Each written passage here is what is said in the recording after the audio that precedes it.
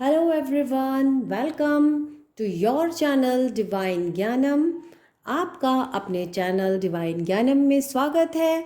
और आज जो मैं टॉपिक लेकर आई हूँ उसका नाम है शब्द और वाक्य फॉर ग्रेड 2।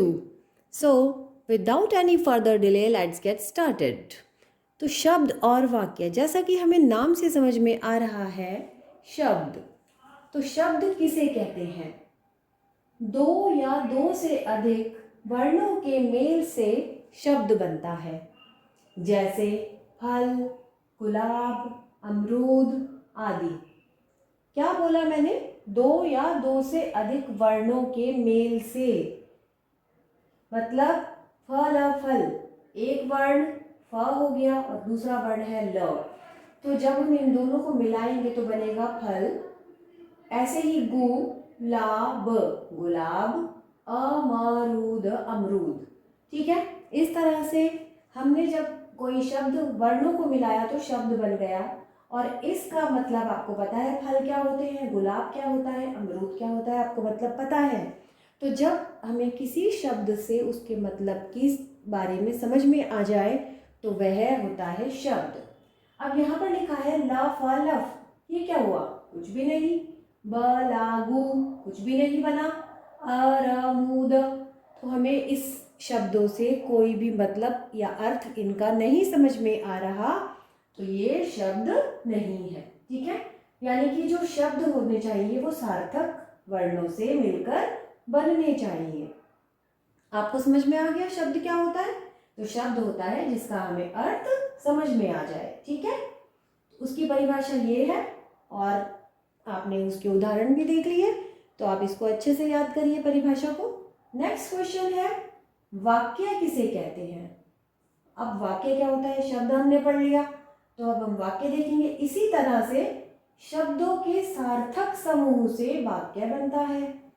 यानी कि अगर उस किसी भी सेंटेंस में, वाक्य का मतलब सेंटेंस और शब्द का मतलब वर्ड, अगर किसी सेंटेंस में सही से वर्ड्स लिखे हुए हैं और हमें उसका अर्थ समझ में आ रहा है तो वही होता है वाक्य। तो जैसे कि यहाँ लिखा है मोर नाच रहा है, तो हमें समझ में आ रहा है साफ साफ। जैसे ही कोई हमें बोलेगा हम समझ जाएंगे कि कहीं ना कहीं मोर नाच रहा है। ठीक है, कोई हमसे आके बोलने लगे रहा नाच है मोर, तो हमें तो समझ में नहीं आएगा, अरे ये क्या बोल रहे हैं, ये समझ से नहीं आया, सही से बोलिए। तो ये कोई वाक्य नहीं है। ठीक है, तो जब शब्दों को हमने सार्थक समूह में जोड़ा है तो वो वाक्य बन जाएगा, वरना कोई वाक्य नहीं बनेगा अगर हमने उन्हें गलत बोल दिया। जैसे कि हम एक और उदाहरण ले लेते हैं। आप क्या कर रहे हैं? है रहे, क्या आप, अगर इस तरह से कोई बोले तो हमें नहीं समझ में आएगा एकदम से।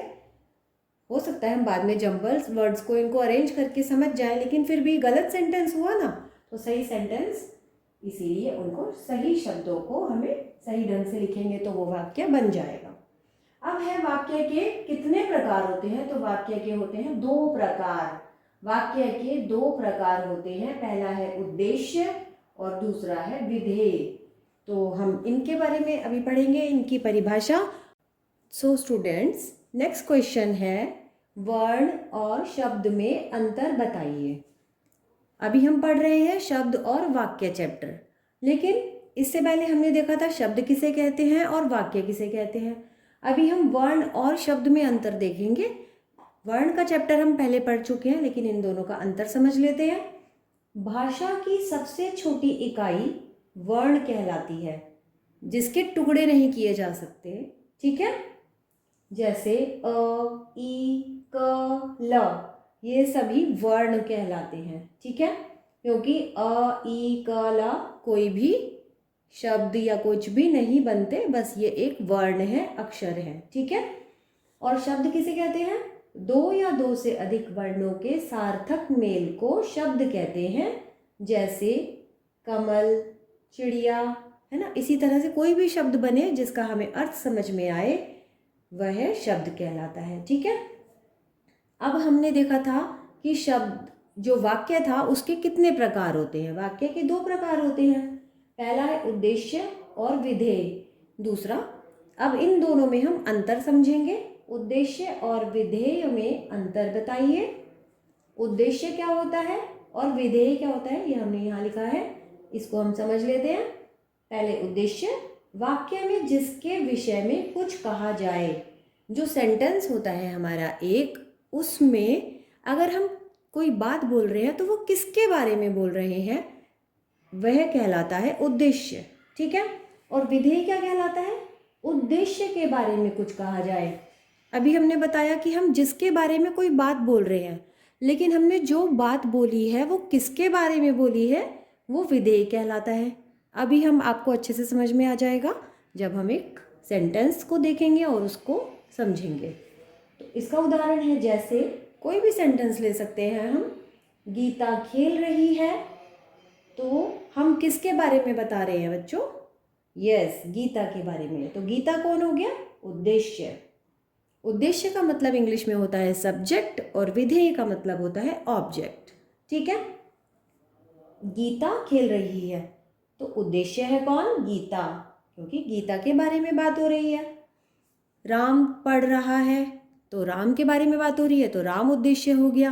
पापा बाजार जा रहे हैं, तो कौन जा रहा है, किसके बारे में बात हो रही है? पापा, तो पापा उद्देश्य हो गए। इसी तरह से अब पापा कहाँ जा रहे हैं? पापा बाजार जा रहे हैं, तो जो बाजार जा रहे हैं सेंटेंस है उतना वह विधेय हो गया। जैसे कि इस सेंटेंस में खेल रही है के नीचे हमने अंडरलाइन किया है, तो ये हमारा विधेय है, ये हमारा ऑब्जेक्ट है।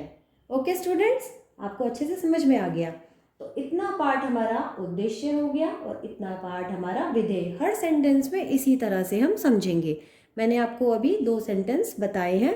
राम पढ़ रहा है में राम उद्देश्य है और पढ़ रहा है विधेय होगा। ठीक है। अभी इसका अभ्यास कार्य देखते हैं तो आपको अच्छे से समझ में आ जाएगा। सही शब्द बनाइए। यहाँ पर कुछ शब्द लिखे हैं, आपको एक सही शब्द समझना है। उसको क्या देख के आपको समझ में आता है? र ब श त, तो क्या बना? शरबत। Very good. ला गु ब, वेरी गुड, गुलाब। म टा र ट, टमाटर। Exactly, you are right. Now next question, वाक्यों को सही क्रम में लगाइए। खा रही है खाना गीता, तो क्या सेंटेंस बना? गीता खाना खा रही है। अब इस सेंटेंस में हम समझ सकते हैं कि उद्देश्य और विधेय कौन सा है। तो गीता, कौन खाना खा रहा है? गीता। तो गीता क्या हुआ इसमें? उद्देश्य। और गीता क्या कर रही है? गीता खाना खा रही है, हमारा विधेय हो गया, खाना खा रही है। अगर आपके टीचर या कोई भी आपसे पूछे तो अब आप अच्छे से बता पाओगे उनको, क्योंकि अब आपको समझ में आ गया है। जाती दिल्ली हूँ मैं, यानी कि गलत सेंटेंस है, इसको हमें सही करके लिखना है। मैं दिल्ली जाती हूँ, तो मैं में यानी कि किसी के बारे में बात हो रही है, मेरे बारे में, अपने बारे में, आपके बारे में बात हो रही है, तो आप मैं जो है वो उद्देश्य है और दिल्ली जाती हूँ विधेय है। ठीक है। Very good. आपको समझ में आ गया है तो आप कमेंट बॉक्स में मुझे लिख के बता सकते हैं यस और नो। ठीक है। तो मुझे समझ में आ जाएगा कि आपको समझ आ रहा है। जिसको नो, तो मैं उसको दोबारा से बताऊंगी। आप मुझे बताइएगा कि आपको बिल्कुल समझ में नहीं आया, तो मैं आपको दोबारा से समझाऊंगी। कोई भी कमेंट बॉक्स में आप क्वेश्चन बताएंगे तो मैं उसका आंसर ज़रूर करूंगी आपको। निरर्थक तथा सार्थक शब्द चुने। अब आपको यहाँ पर कुछ शब्द दिए गए हैं, उनको हमें देखना है पढ़ के कि ये निरर्थक है कि सार्थक है। पानी, पानी बिल्कुल सही शब्द है, हमें इसका अर्थ पता है। और पानी को अगर हम गलत बोलना चाहे, कोई बोलता है ना पानी वानी ले आओ, तो वानी जो है निरर्थक शब्द है। अगर हम खाली किसी से बोले कि मुझे वानी चाहिए, तो नहीं समझ में आएगा ना। कोई बोलने लगे वानी ले आओ, मैं बाहर से आया हूँ, मुझे वानी चाहिए, बहुत प्यास लगी है, तो आपको कुछ समझ नहीं आएगा, क्या लाओ, लेकर आओ, तो वो निरर्थक शब्द है। रोटी वोटी, रोटी वोटी बना लो, तो लोग बोलते हैं बट वो निरर्थक शब्द होते हैं। रोटी जिसका अर्थ समझ में आ रहा है वो सार्थक शब्द है। चाय वाय, तो चाय सही शब्द है और वाय निरर्थक शब्द है। ओके स्टूडेंट्स, इस तरह से आप इसको देखिए, आपको समझ में आ जाएगा और भी अच्छे से।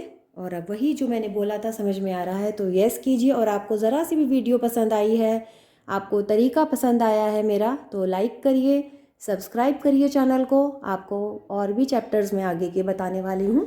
And press the bell icon जिससे कि आपको मेरा नेक्स्ट वीडियो मिल जाए, and share this video with your friends and relatives, उनको भी समझ में आए कि हाँ कितने अच्छे से इस वीडियो में समझाया गया है, तो आप उन्हें भी शेयर कीजिए.